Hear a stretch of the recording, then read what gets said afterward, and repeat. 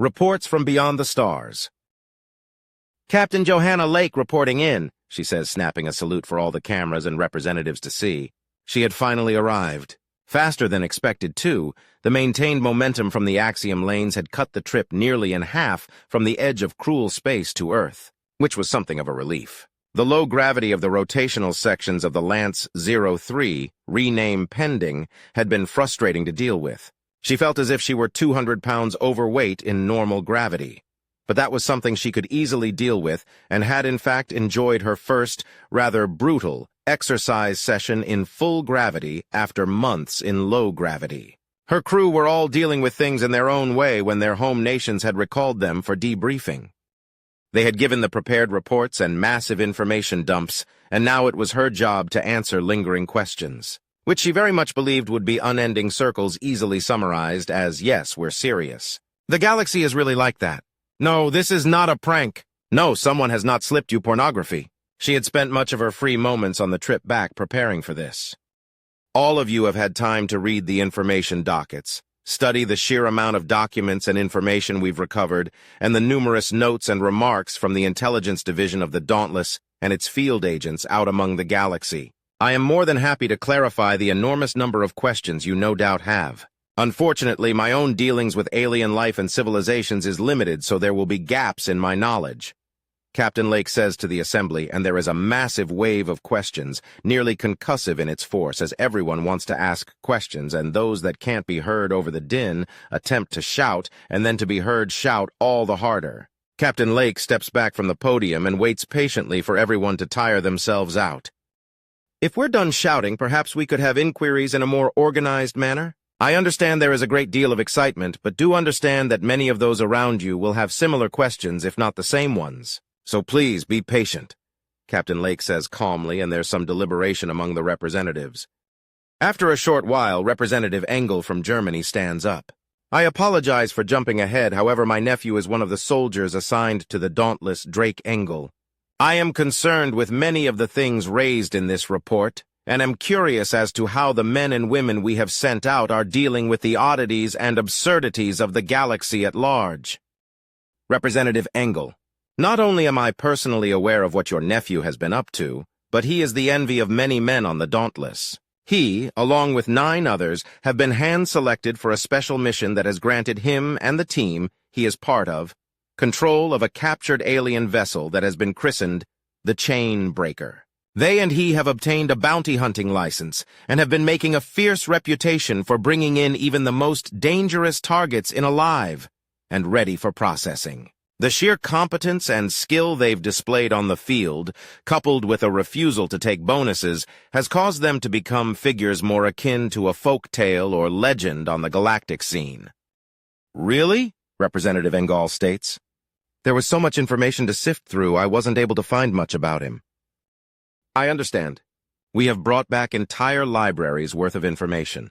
Translating it all from galactic trade will take a lot of skilled linguists a long time. I don't blame you for struggling to find your nephew in the mess, Captain Lake says genially. Although the subject of the bounty hunters does bring us rather close to the interesting topic of another expansion of human influence throughout the galaxy, namely the EFL or Earth Foreign Legion. Numerous times when the Dauntless was set upon by pirates, many of the ships in question were quickly captured and their crews and captains subverted to our cause. As a result, we have begun building a fleet that has numerous hardened criminals all but eating out of the hands of our soldiers, and no less than 2 major space stations openly declaring themselves as allies of humanity. I think that's quite enough. The representative for China, Wu Xin, protests, standing up. The amount of information is not in question, nor is its consistency. What is in question is the blatant and childish vandalism to the information dockets. The pornographic images laced in among the documents speaks of outright vandalism and is a direct insult. I'm afraid the images were quite realistic and accurate, Captain Lake says. Do you think me an idiot? Pages after pages of women of absurd sizes wearing disgusting fetish outfits. Or perhaps you want me to believe that it is galactic sport to smuggle flesh-colored volleyballs while wearing the outfit of a prostitute? Shin demands, almost spitting in disgust, and holding up an image of Captain Agenda Lilpaw. Is this what we spent our money on? To satisfy some sick wretch's sexual deviancy? No, That particular image is of Captain Agenda Lilpaw, one of the main figures in the EFL. It is an unfortunate truth. The truth that the rest of the galaxy and likely universe does not adhere to our sensibilities or standards. The laws of physics, of morality, of decency, and even common sense are utterly foreign to us outside our protective bubble known to the rest of the galaxy as cruel space. You see that image and find yourself staring down a deviant's wet dream. Whereas in the wider galaxy, that is the image of a hardened criminal that has been recruited into a legal militia. That is absurd, Shin states flatly. It becomes much less so when you remember that the rest of the galaxy operates under different laws of physics. Life evolved differently outside of this little part of the galaxy. This has resulted in a synchronization of all races so pervasive that it has effectively reached us here in cruel space as well. These peoples do not resemble us, we resemble them. These races casually trace their history further back than any nation on Earth, with steady nations as old as 5,000 years of age being considered young on the galactic stage. Walk us through it, Captain Lake. Explain how this absurdity happens, the representative of Russia states calmly to try and keep everything on track. You want me to crack open the field of xenobiology in a pithy summation? You want an entire scientific discipline and field of study in a few simple words. As best as you are able. Fine. Simply put, it's all about the axiom. The field of physics we don't have access to here. This omnipresent energy field allows absurd leaps in evolution and technological advancement. It also has far-reaching ripple-like effects that connect all things together in some way or another. The aliens are primarily female because males take more energy biologically to produce, and with axiom enhancing any being that cares to try it, means that there is no specialized role for hunters or warriors. A woman alien can be just as strong as a larger male alien, and so with the biological requirements laxed in such a way, less men are born. This effect grows as the most successful huntresses and warrior women are the ones who breed the most readily, and the need for men becomes relegated to breeding alone, and a single male is all that is needed to keep a substantial population constantly pregnant. That explains nothing as to why they look so obscene, Shin protests. I was getting to that. I only have so much air in my lungs, Representative Wu. The reason for their obscene appearance evolves from this state where there are so few men needed. The numbers go down and the demand perversely goes up. With the practicalities of physical shape being a non-issue with the aid of the energy field, females who are better at birthing and wielding axiom become the preferable mates. And so, displays of such traits get bred in more and selected more and more. Continue it for thousands of generations and you have a society of obscene space harlots. Really? Shin asks with a disgusted look on his face. Yes, however, there are upsides to this crazy galaxy. First is the fact that humans are very much welcome due to the scarcity of men. We are constantly underestimated, and due to the axiom allowing jumps in technology and biology, uniquely capable in many fields, one of which is poison use and resistance. Poisons are somewhat of a rarity in the galaxy, and our own ability to digest toxins is so high that the standard human meal is considered both inedible and unpalatable. They have little to no defense short of power armor or tank armor to resist our weapons, and that's putting aside the shenanigans that several of our soldiers have been able to accomplish while studying this new branch of physics. Captain Lake has everyone's attention as she takes a drink of water to try and soothe her parched throat. During a political gambit gone wrong, one of our soldiers, one Herbert Jameson, was temporarily abducted. He awoke in a terrifying situation and, in his escape, hurled himself from a window of a high-rise apartment complex. At this point, he used his small amount of training in the axiom arts to survive his landing from over a kilometer up and onto solid concrete without safety equipment. That alone is impressive enough. It becomes even more so when you learn that the only reason he was injured at all is that he bounced, and the first impact stunned him to such a degree he was unable to continue using the axiom abilities. The second impact broke most of the bones in his body. While interesting, what is the point of this story? Shin demands, and Captain Lake smiles. She then fiddles with the podium she's standing at, and the image of a fully trained soldier and a young teenager that could be either his son or younger brother appear side by side. The medical technology in the galaxy is so advanced that it took him less than a week to not only fully recover, but grow younger until he resembles his 14-year-old self. This is the same soldier. These people, despite their oddities, have casually cracked eternal life. They harvest and use so much wealth that an entire planet was gifted to Admiral Cistern for human use, and it was ultimately a tax loophole. Anriac 4 may not have a proper atmosphere or biosphere, but it's still an entire planet, one which many of the scientists on the Dauntless are working to correct. We've also been openly invited to colonize an otherwise uninhabited continent on the world of Bruel, a hot jungle planet not too far from the edge of cruel space. Colonization rights are being secured? Shin asks in shock, and Captain Lake nods. Yes.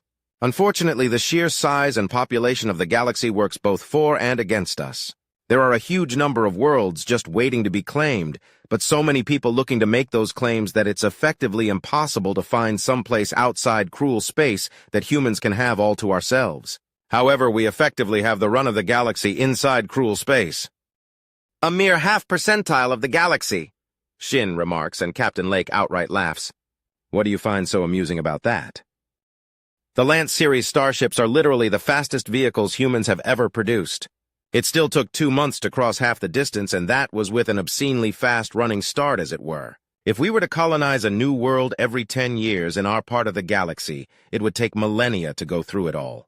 The galaxy is enormous on a truly mind-boggling scale. Having 0.5% of it, that's a display of wealth and power that literally no other race can match. What about defensively? Are we in danger from these aliens? Will there be an organized attack? The Russian representative asks. Defense-wise, we're in a perfect position. The aliens are fatally addicted to axiom energy, something they cannot get in cruel space, hence its name. Their technology fails, their biology fails, the vast majority of their plans fail. The beacon that reached us only managed that due to being a very special project that took decades to accomplish. As for organized? No. The alien races are not truly organized. Oh, they have a face of one, but it's completely non-functional. An entire world with populations in the quadrillions is dedicated to administration along the galaxy, and not only is it simply not enough, but it is hopelessly corrupt and so rife with conspiracy that the men on shore routinely stumble into multiple plots without attempting to search for them. You're joking. I wish I was. On one of my own shore leaves, I introduced myself and was passed a data chit containing a plot to spike a popular fruit drink with chemicals designed to mimic the symptoms of a common disease out of season in order to discredit the most common supplier of relieving pharmaceuticals. I received this data chit because I happened to be wearing a red blouse and a tan skirt with running shoes at the time, and that was the agreed-upon look. Now, why they never questioned why I'm obviously and demonstrably not her Tret contact, I will never know, but it happened regardless. Tret, Shin asks. A species that is effectively what would have happened if humans evolved outside of cruel space. At a distance, we're physically identical to them. On closer scrutiny, the differences stand out enormously. For starters, they are incapable of sweating and match the rest of the galaxy for the absurd proportions in both population and physical stature. After that, they're lacking numerous internal organs such as the kidneys' adrenal glands, and their digestive system is massively simplified and not utilizing acids to break down their food. It's all quite strange. You appear to have developed a habit of answering in the very long form, Representative Engel remarks. I'm here to answer questions. The more I speak, the more potential questions I head off. Reports from beyond the stars. I can't say I'm shocked that someone took a swipe at her, Eugene Brent remarks as he scans the newspaper. As much as it was common sense to not shoot the messenger, common sense and enormous amounts of political power did not mesh well together. The main article details the very near brush with death that Captain Lake had just avoided, and how every single major and minor country on the world had denounced the attack. Whether it would actually mean anything is up in the air, but he was leaning towards no. The poor woman would likely be dead before the year was out. The news that the galaxy was not what people wanted was not being received well. Several groups were attempting to petition a ban on all spaceflight and exploration. There were some religious petitions that all aliens were to be purged, and apparently the Pope had gone into conference with his bishops to discuss how best to bring the word of God to alien life. There were talks about the next great ship to be an invasion fleet to conquer a world and hold it down for advanced strikes. Another had spoken about kidnapping numerous aliens and observing how and why they died in humanity's slice of the galaxy. Already there were political parties based around human purity worming their ways into numerous governments and finding themselves being countered by parties of fanatic xenophiles. The whole thing was effectively a global political train wreck still in progress, and a lot of people were trying to call out what the damage would be before everything stopped moving, burning, or exploding. The door to the receptionist office opens, and Eugene flips down a corner of the paper before flipping it back up. It's his ex-wife and her husband. No one behind them, which was more than a bit of a slap in the face. Although, to be fair, many of them have their own lives now and might simply have chosen not to come. Regardless, this was supposed to be family only, and last Eugene checked, Gregory Line was not Miles's father, or even on terms beyond polite with the young man. They ignore each other as best as they can. There's nothing to fight over for the moment, and really this wasn't about his issues, her issues, or anyone other than Miles. The information that had been publicly disseminated hadn't mentioned him much, just a few notes here and there of him being assigned a command post in the EFL on one of its earliest recruits. "Mr. Eugene Brent? Miss Veronica Line? We're ready for you now," the receptionist says, and Eugene folds up the newspaper and walks into the room he's being beckoned to. "Excuse me. This message is directed to Miss Line and Mr. Brent only." "But he's my husband." "Regardless, the message is addressed to you and your ex-husband," the receptionist says calmly. "It's already been evaluated and you will be allowed to speak of what you see, but the message is for you and your ex-husband." Eugene keeps the smirk off his face as he finds a seat and settles in. It's a small room with a projector sticking out of the ceiling adds several chairs. He's on the far right side to give his EX all the distance she wants. She sits in the middle and the door is closed behind them both. The lights dim and the projector begins to play. Miles appears on the screen, clearly armed, and his body language screams tense and uncomfortable. "Ah, it's recording." He coughs into his fist nervously and frowns. "How do I even say this?" "Oh, no," Eugene says. This can only be bad news.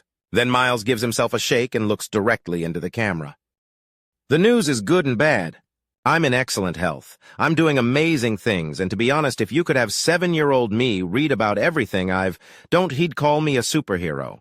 But He runs a hand through his hair and clearly struggles with what he's about to say. He takes a deep breath to brace himself. "I don't think I'm ever returning to Earth." "What?" Eugene demands as Veronica gasps in shock. I can't. I have responsibilities now. Some so big The recording of Miles runs a hand through his head and he visibly resolves himself. "I'm going to be a father." Both Eugene and Veronica gape. Divorced they may be. They spent a long time together and blended their habits a little. Not just once, either. Things work different out here. I'm going to have many children. Many children. And I'm not sure if they're going to be human. Miles is now looking down as if trying to find out if he should be ashamed or not.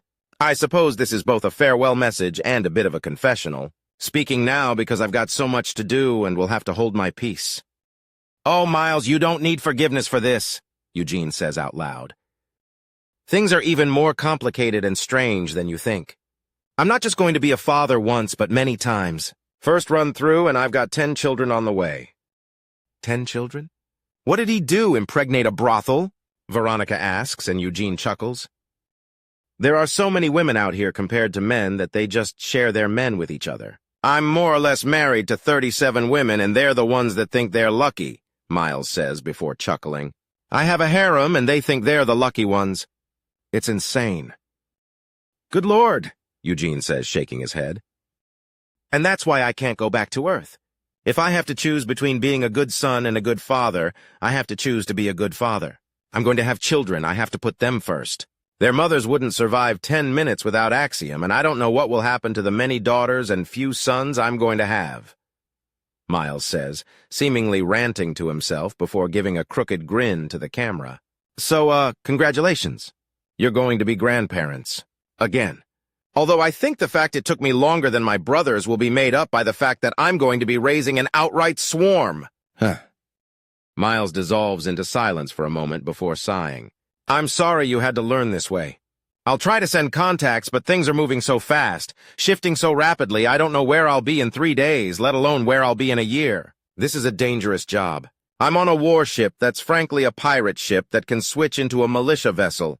But this is also in space, and the amount of empty space between places is nothing short of mind-boggling. With every moment, I'm getting hundreds of thousands, if not millions of miles from all of you, and that just feels wrong.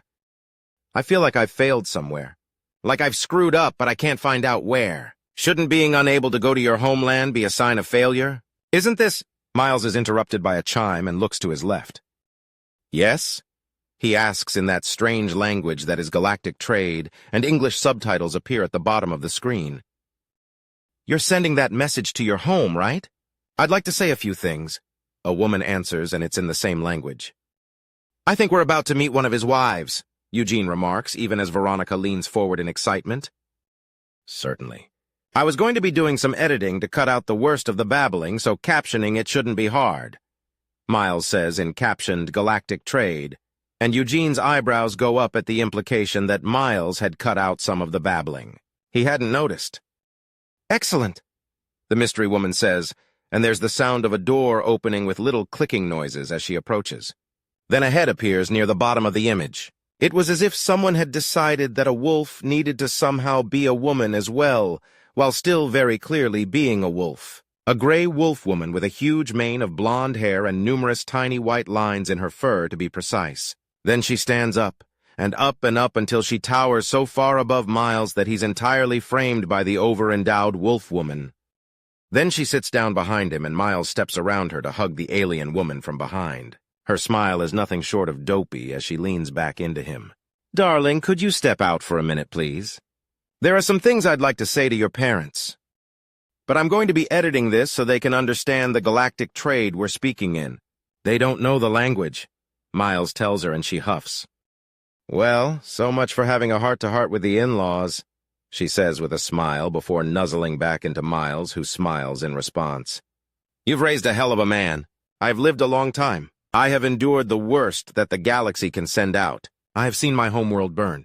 I have lived in chains for decades where madwomen would cut me for their own entertainment. Do you really have to go into those details, Agenda? Didn't you tell me you were trying to move past it? I am. And doing so includes facing it, according to the ship's doctors at least, meddling busybodies. It's literally their job to worry and bother you. Miles chides her, and she chuckles a little. They're certainly getting along, Eugene notes, and Veronica nods. Rather quickly. It's like they've been together for years. I've been told that human courtships tend to last longer, and those can last years. So I want you to take what I said about my life, about the things I've gone through, and consider that Miles is one of the better things to happen to me, perhaps among the best, she says. Just better? Miles teases, and Eugene grins. Getting revenge on the bitch that burned my world and earning my freedom with the blood of my oppressors is stiff competition, Agenda says with a vicious grin full of sharp teeth. Fair enough. Hopefully I'm more of a consistent nice than those one-and-done events. I'm still free, so it's not exactly one and done, Agenda notes with a bit of a giggle. So you're saying I've got my work cut out for me?